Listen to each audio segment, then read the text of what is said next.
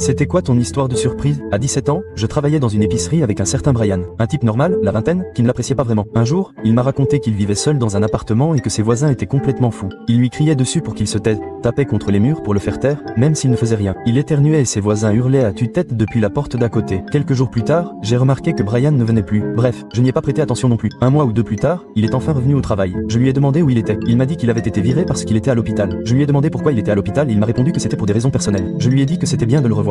Quelques jours plus tard, je discutais avec un autre collègue. Il dit: tu as entendu ce qui est arrivé à Brian? Ouais, il était à l'hôpital et il a été renvoyé ou quelque chose comme ça. Mais tu sais pourquoi? Non, il a dit que c'était personnel. Voilà ce qui s'est passé il y a quelques mois, avant la disparition de Brian. Il était seul chez lui quand ses voisins ont commencé à lui crier dessus à travers les murs parce qu'il était trop bruyant. Brian s'est dit: j'en ai assez, et a décidé d'appeler la police pour qu'elle s'en occupe. La police est arrivée et a commencé à parler aux voisins pendant un bon moment. Les heures passent entre la police et les voisins. Il appelle donc à nouveau la police pour demander ce qui prend autant de temps. La police répond: on est parti il y a 1h30. Il s'avère que les voisins ne lui criaient jamais dessus. Brian était schizophrène et entendait des voix dans sa tête. Il a dû être interné dans un hôpital psychiatrique.